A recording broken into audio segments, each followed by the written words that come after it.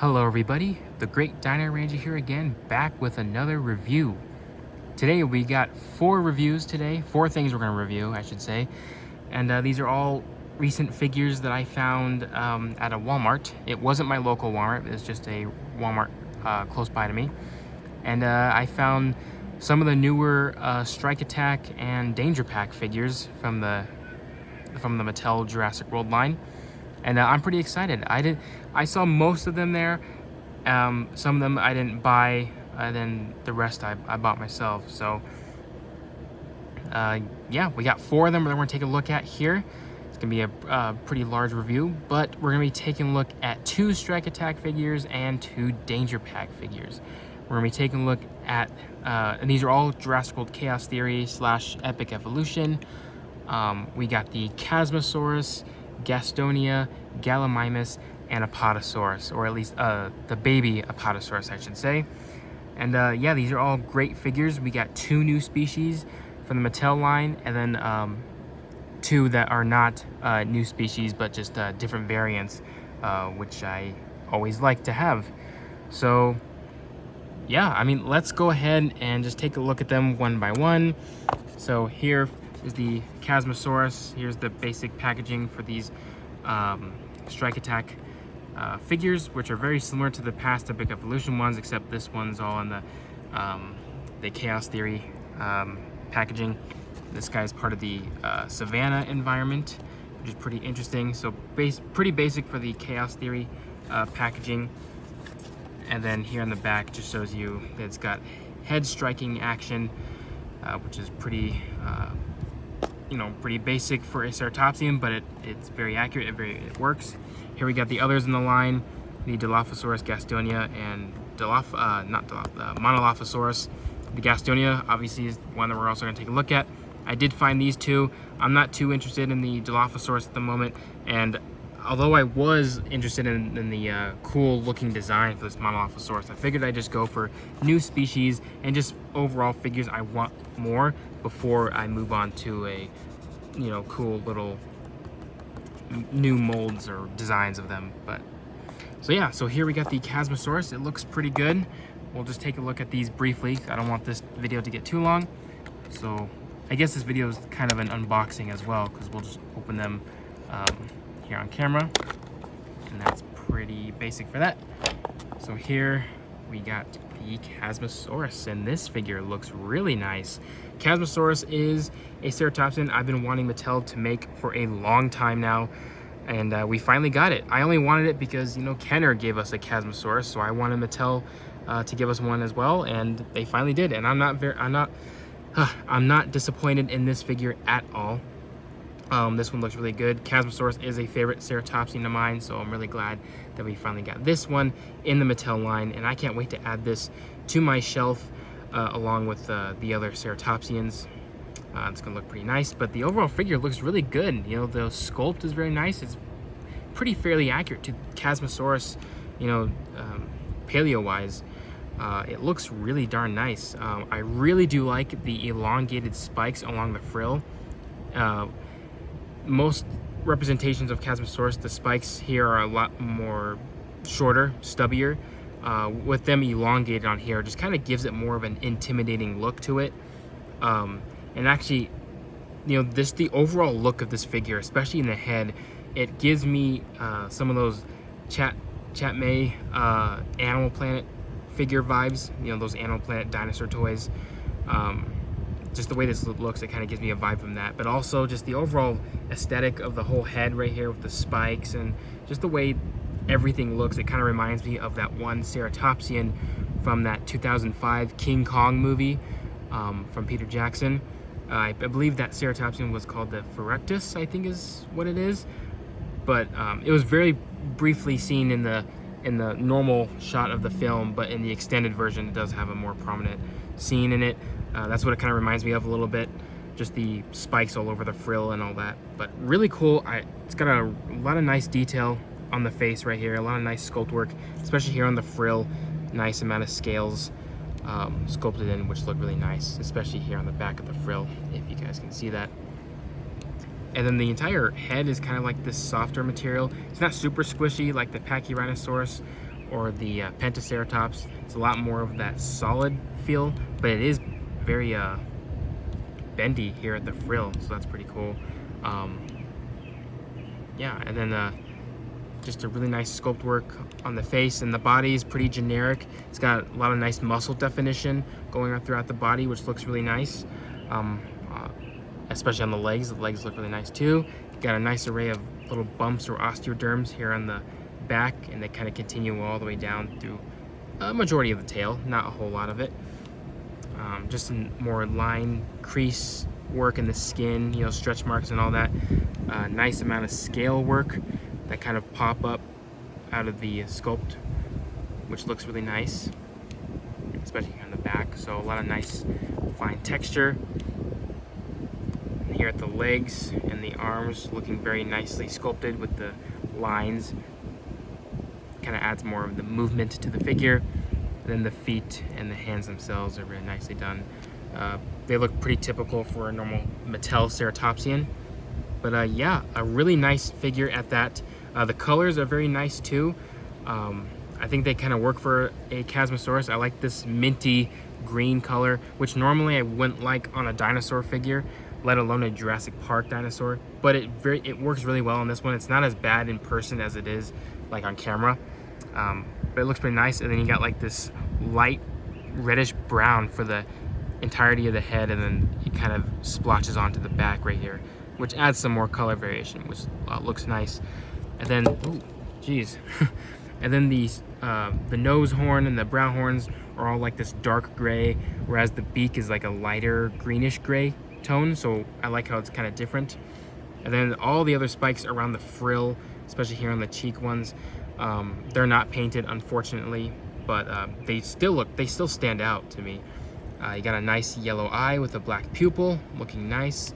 It looks like I got some paint slop on there too, but I don't really mind. And then you got a really nice looking design on the frill, at least in these holes right here, which look really nice. I like the design on it. Just the overall front shot of this head right here just looks really great. I tell you, the horns, having them extended gives it more of an intimidating look. Would have been nice to see some nail paint, obviously, and it would have been nice to maybe see some lighter color for the underbelly, but for what it is, it actually looks pretty nice. So I'm very satisfied with this one for the most part. It's nice to have a Chasmosaurus in the Mattel line. Articulation, we got some joints here at the arms, or at least just the shoulder joint that can pivot in and out, and they can move forward and backwards.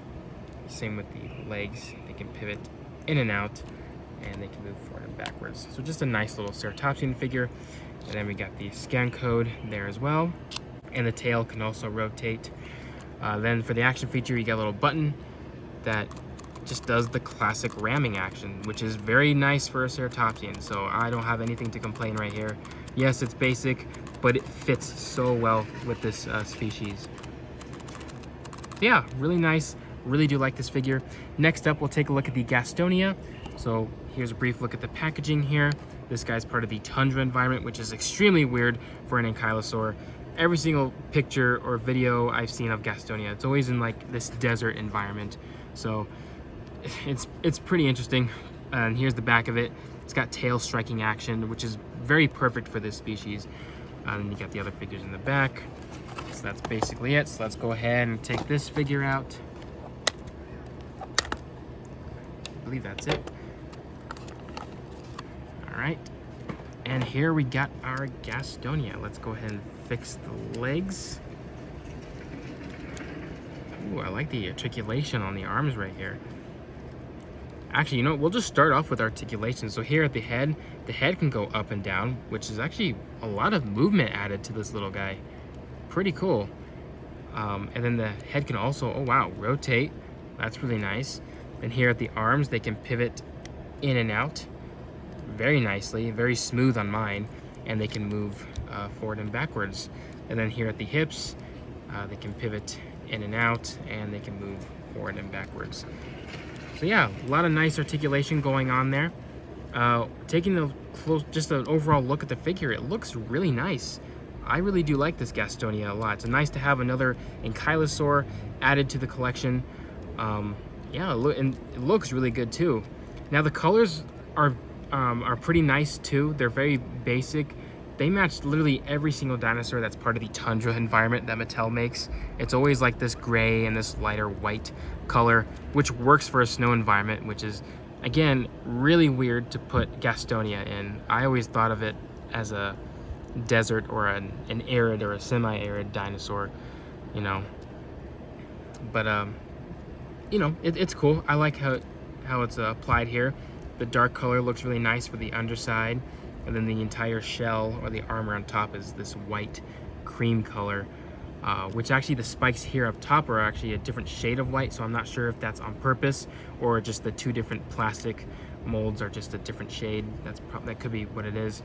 But the entire upper half is basically just a lighter color, and it probably would have continued down the tail as well. And it even got some here on the legs, so you got some nice added paint. And around the face, it looks really nice too. The paint, the nice yellow eye contrasts very well with these snowy colors. And then the spikes here on the side are actually of a darker gray color, so it's much darker than this base color, so it kind of adds some more paint variation. And obviously it would have been nice for it to continue on the tail, but because it's already a darker color, I really don't mind it at all. But yeah, just a nice little ankylosaur. You know, it's always the smaller ones that are always the most spiky and that can probably cause a lot more damage than the bigger ones. So this guy seems to be very hard to prey on. The head is at a weird angle, I noticed. Like the head's like looking up and the neck is kind of like at a weird bend, which is kind of weird when you face it down. I mean, maybe not that weird, but you can face it looking up, which is pretty interesting. I mean, I don't really have anything to complain about it, but it's just an interesting observation. The face looks really nice too. It looks like a classic ankylosaur head, like that boxy triangle look to it. And the amount of detail here on the head is really nice too. You know, even all over the upper half with the amount of spikes everywhere, which has a lot of nice sculpt to it and a lot of texture, which looks really nice. Especially here at the back end, I like these like lined texturing. Kind of looks like it has like different rows of plates on it. Really cool. And I really like how the spikes look on the tail. They're just kind of jaggedy and they just stick out to the side, which based on the action feature works really well, because this guy is like probably small enough that this guy can literally take a swipe at a carnivore's ankle or just the leg, and that would probably hurt a lot with just these spikes going, you know, just like hitting against it. Probably do a lot of damage. And then all the spikes on here probably do a lot of damage too. So most of the spikes here, except for the buttons, are made of a softer plastic. Same with the top ones here. Everything else is kind of molded into this main part. Oh, by the way, the body is a lot of nice detail too, with the scales here all over the leg and a lot of nice muscle definition as well. Folds and wrinkles in the skin, so a lot of nice line texture, which looks really good. So yeah, just an overall really nice looking ankylosaur. As I keep saying, here we got the scan code right there. And now for the action feature, you got two spikes right here. You got this one as well as this one, and you basically just squeeze them to make the tail swing side to side, which again really works for this dinosaur because it could just like whack its tail against the leg of an attacker, and that will probably do some significant damage.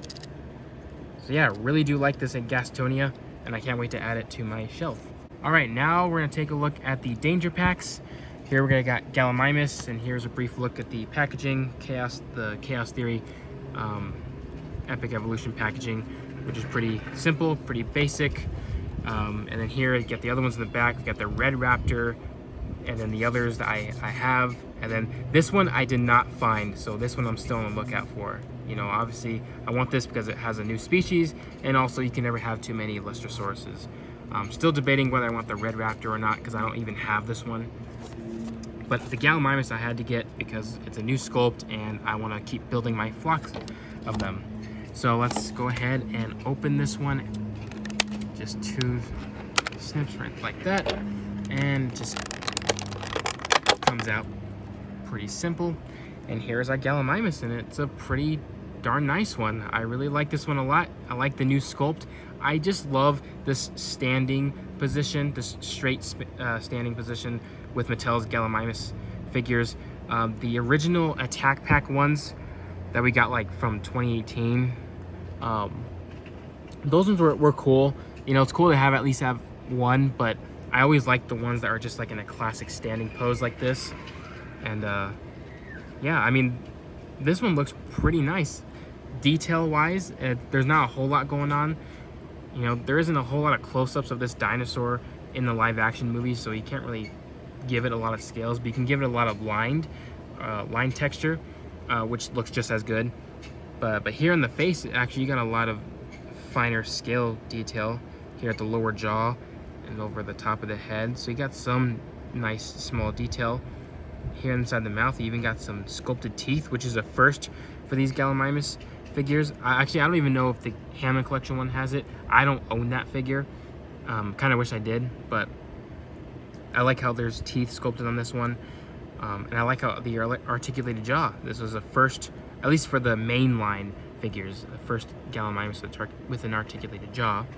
Here at the neck, you got some nice line texture, and it pretty much continues all throughout the body. You got some nice muscle definition poking out through the skin, on the arms and legs as well. Nice, long, ostrich-like legs, which are perfect for ornithomimosaurs. And you got some nice, actually, you got some nice scale work here on the leg right here. It's just very fine, so it's kind of hard to pinpoint it at first, even on the body, so it looks really nice. And you got the tail, it's very basic, but you got a lot of nice line texture. And here at the bottom of the feet, nice bird-like feet. And the bottoms are pretty basic, but nicely sculpted. And the underside's nicely sculpted. So yeah, just a very nice, basic Attack Pack-like dinosaur, or a Gallimimus figure, or Danger Pack, I should say. But yeah, very nice. The only complaint I really have with this figure, and this is one that I've pinpointed when this guy was first revealed, and that's the really short face. The snout should be a bit longer. This one's kind of a little bit more condensed, which kind of gives it like a weird look. And we'll do that when we do comparisons, but that's probably the only downside I really have about this figure. Colors, the colors are very nice too. It's very different from the past Gallimimuses that we've gotten from Mattel.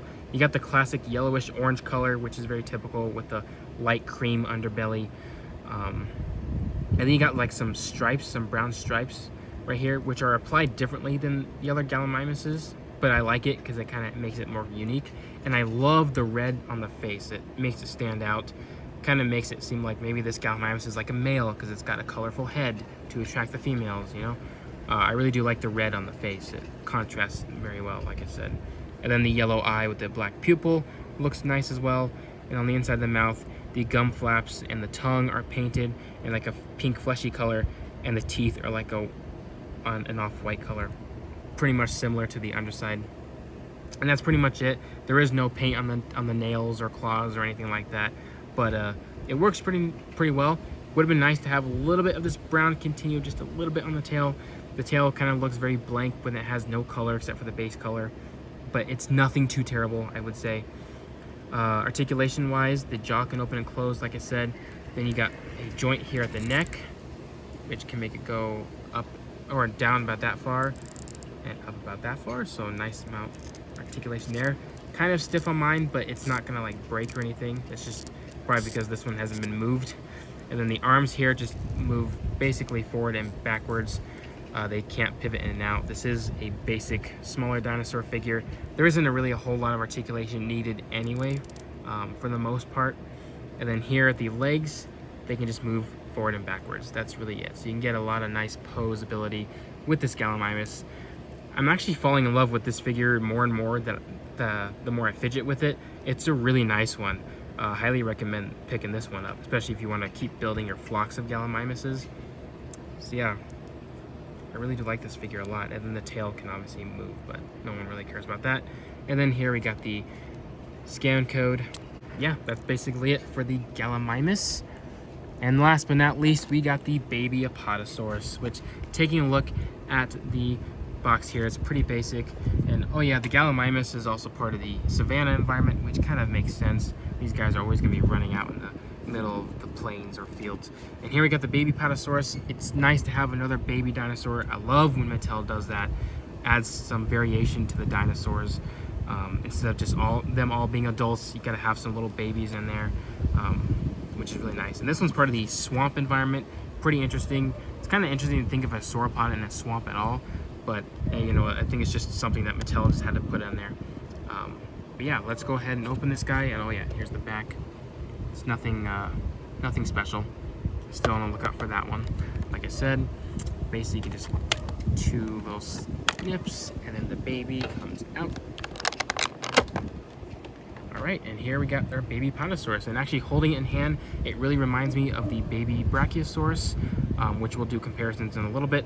But yeah, this figure looks really nice. It actually looks like the baby Apatosaurus seen in the first Jurassic World, and because Mattel made a baby of it, I'm wondering if we're going to see a baby Apatosaurus in Chaos Theory at some point, maybe season 2. We'll have to wait and see, because we saw a baby Brachiosaurus in Camp Cretaceous, and Mattel made a toy of that, so yeah, we'll see. The detail on this little guy is really nicely done. Here at the face, he's got like the really cute baby Apatosaurus face, which looks nice. A lot of nice sculpt work here at the neck. Nice wrinkly, you know, elephant skin texture all over the body and all over the legs. Nice thick baby dinosaur legs, which is pretty cute. And then it's got the really short tail, which for an Apatosaurus is kind of weird because they have really long whip-like tails. This could be, you know, something that Mattel just did on purpose. Yeah, for what it is, the detail is really nice on this baby. Nice muscle definition poking out too, and some lines and creases and whatnot, and some folds on the neck. I really like the folds on the neck too. Adds kind of like that thickness to the Apatosaurus neck that eventually, when it gets older, it becomes more like thick and muscular. Yeah, just a nice detail here on the face too, looking very cute. I like just the plain black eyes. It kind of adds, just for this guy being a cute little baby. Articulation wise, it's got an articulated jaw, which kind of looks a little off on this figure. I mean, it's not too bad. Sometimes Mattel needs to work on their articulated joints or jaw joints for their herbivores. The Gallimimus was perfect, but this guy, I just feel like it could have been a bit better. And he got some nice cute little sculpted teeth in there. But I mean, it works for the most part. And then you got a joint here at the neck, which can make it go up and down. And then the arms and legs can just go forwards and backwards. So very basic. And the tail can also move. Here you got the scan code for that. And yeah, that's basically it for articulation. The colors are very nice too. They actually match the adult one very nicely. They're just slightly different shades of colors, but it matches the way the adult one looks, so they actually would pair very nicely together. I like the main gray coloration, which is very classic for the Jurassic Apatosaurus. And then you got a yellow for the underside, which is pretty interesting. And then you got like this turquoise, minty, greenish blue color that kind of stripes from the back of the head, goes down the neck, and all throughout the body, which kind of matches those light patterns on the adult Apatosaurus. And then the inside of the mouth, the teeth are like this white color, and the gum flaps and the entire inside of the mouth is like this pink fleshy color. So got to give Mattel credit for painting the entire inside of the mouth. But yeah, nice little figure for sure. The only downside I really have with this figure is actually how the paint just like sharply just stops right before this insert of the tail, or this little crease right here. Like, it doesn't even continue down here at all. Both the underbelly color and this pattern, it just like stops like right there. I don't know, I kind of wish it continued down. It probably would have made it look like it flows together a bit more. So that's the only downside I really have with that figure. But other than that, it's nice to have another baby added to the collection. So now that we got them all open, let's go ahead and look at some comparisons. All right, so here we have the Mattel Chasmosaurus compared with a couple other Chasmosaurus figures and Alan Grant for a human comparison. Here we got the original Kenner Chasmosaurus from the Lost World line, 2 Jurassic toy companies with their versions of Chasmosauruses, which are pretty nice together. Obviously, there's a huge size difference, but they look pretty nice. And then I just threw in the Beast of the Mesozoic Chasmosaurus just to kind of give an idea of what a real one would look like compared with the Mattel one. And I feel like the size of the Chasmosaurus is a bit small. I actually think compared with a human, this would be closer to the size, because I think these Beast of the Mesozoic figures, at least some of them, are actually in scale with what Mattel is trying to put together. So this is probably a closer representation, but here's Mattel's version. I feel like Mattel just kind of takes a dinosaur based on the size and just kind of throws it in whatever size lineup they have, just based on that size, I guess. But yeah, you can see just the overall differences in the shape of the frill right here compared with the overgrown spikes on this one compared to a real one, and then obviously the Kenner one. But yeah, and the two Jurassic Park ones have similar action features. This one has their head ramming action. Same with that one. So yeah, those look pretty nice. And here we have the Chasmosaurus compared with just a couple of other Mattel Ceratopsians in the same size range, Styracosaurus and Cosmoceratops, and these ones look very nice together as well. And here we have the Gastonia compared with another Mattel Ankylosaur in the same size range that I also found to be actually quite similar in terms of looks, and that's the Sauropelta. And these ones look very cool next to each other. You can also see just a huge difference in just the way the Mattel makes their figures now with the Sauropelta and the Gastonia. First of all, Mattel is definitely making their dinosaurs a lot more accurate in terms of proportions. Like this Sauropelta, Gastonia has a longer, more accurate tail, and the Sauropelta from 2020 has a really short tail. So you can kind of see just how different these figures are, especially in terms of quality, like in terms of just how it's sculpted and all the detail on it. So Mattel is definitely improving.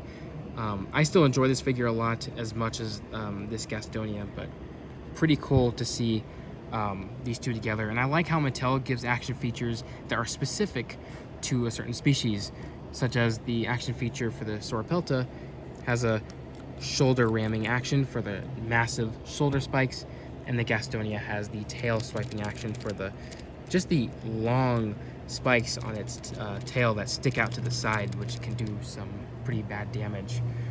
But yeah, these two look awesome.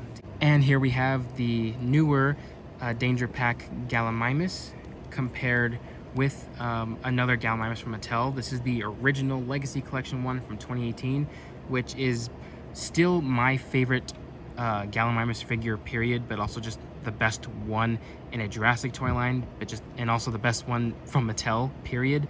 I really like I said, this classic upright stance with these galleys, and you can just see there's a pretty big difference with these. Like this one definitely has much longer legs than the older one. This one's definitely pretty accurate to the movies, and this one's slightly different.